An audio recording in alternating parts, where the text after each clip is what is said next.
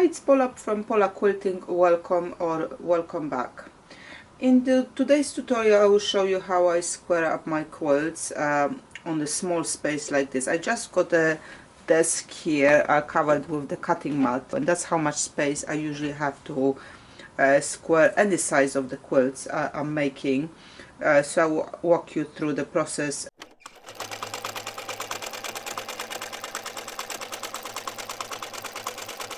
Okay, so first of all what you need is obviously a good ruler. The longer the better, but if you have a small space like I do have now, probably shorter ruler will do as well. I normally start from the corner and I'm trying to find some reference lines I can kind of work with. Now with this quilt I actually don't have any reference lines because this is disappearing for patch here block, which means that the first kind of proper seam I've got is here, which is 10 inch, it was 10.5 inch square, so it's 10.25 here. So I will have a difficulty to work with this ruler, which is 6.5 inch, because obviously I cannot get to that line to use it as a reference. But if you had a block which you had a smaller chunks here, then obviously you could have a good seam to follow with. The other thing you would like to kind of think about is, for example, if that strip was 2.5 inch when you cut it to sew it to your block, then when you sew it you have 2.25 because you taken quarter on this side. However, because you've quilted your quilt, this distance may actually not be 2.25, it might be 2 inches, because with the quilting the quilt a little bit shrinks. So just don't worry that, oh, suddenly you're missing quarter somewhere. It's because of the quilting, it will kind of take in. I do have a 12.5 inch square ruler, so I can actually use my seam here where I was stitching blocks together to use it as a guide. I would very often wing it as well. Why? Because after you wash your quilt, it will, you know, the size will change anyway. It will all crinkle, all kind of change a little bit of shape. So if you kind of missing a little bit here and there, don't worry about it.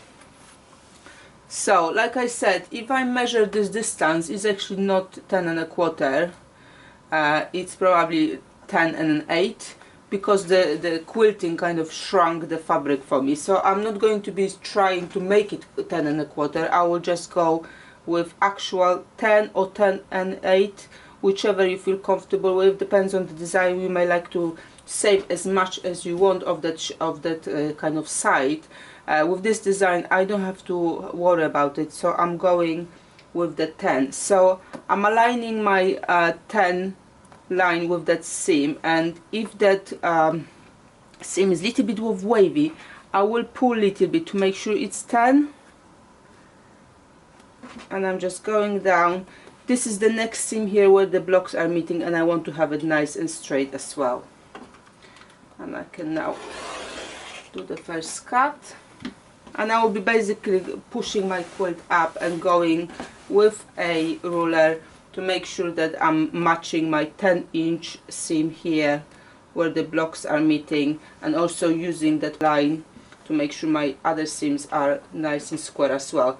And I will pull, or I will shift the quilt where needed to make sure that I'm always on those lines. Because of the quilting, they will all, you know, they will try to kind of move away and not be nice and square, so you just have to work with the quilt. The more the space you've got to do that job is better, obviously, because you can put your quilt nice and flat and work through. But if you have a small space like I do, you can still do that. It's just a little bit more time consuming and a little bit more shifting. So again, I've aligned the line where I cut already. I've aligned this seam here on the 10 inch mark, and I've aligned this seam here where the next block were sewn together to make sure it's nice and square. And I will carry on like this until all my quilt is squared up.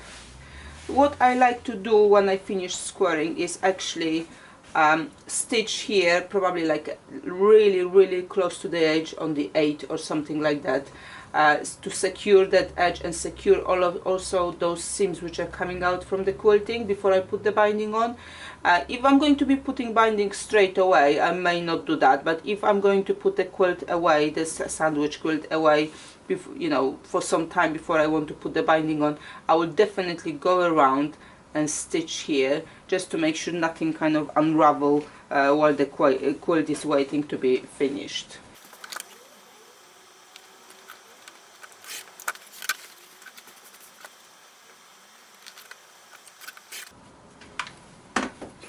Okay, one edge down. I will just turn around, and now I know this one is squared up, this edge, so I want to kind of align those 3 edges again to do the first corner cut. If you're finding difficult to square up your quilt, or maybe borders are a bit wavy, or for whatever other reason, you can make the edges wavy as well. So I do have a tutorial about how to do that and how to finish off and what binding to use, and I will link it in the description below as well. So have a look at that. Depending on what your quilt look like, you may like to use that technique as well. Okay, squaring option 2 for adventurous people or living on the edge.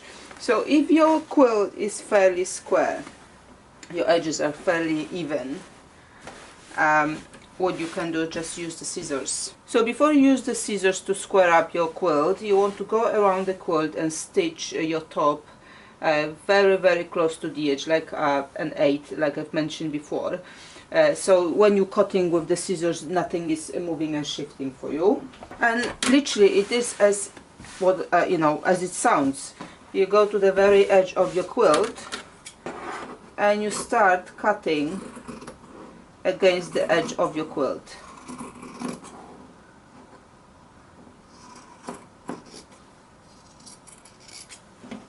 You do want to have a nice big sharp scissors for that, so you can have, you know, at least good few inches in one cut.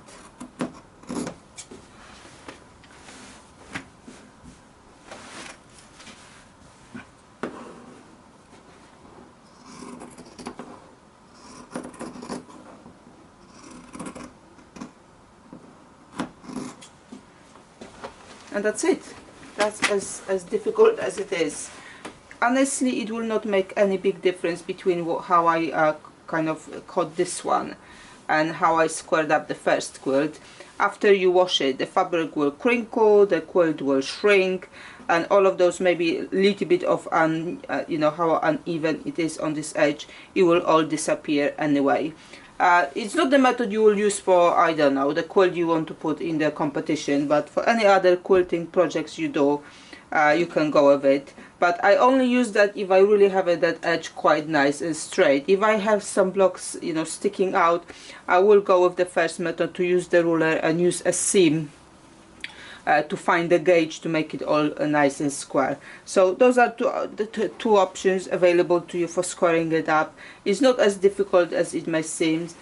Just go slowly, take your time, don't rush, and your quilt will be ready to put the binding. I do have a few tutorials about the binding, how to finish on the front, how to finish on the back, how to finish by machine, by hand, with decorative stitches. So all of those tips, including how to square your quilt, will be in the playlist called Quilting Tips.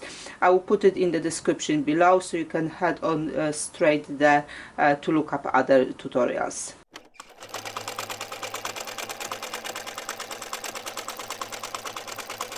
Thank you for joining me today to watch this tutorial. I hope you find some of that information useful and it will help you in your own quilting journey.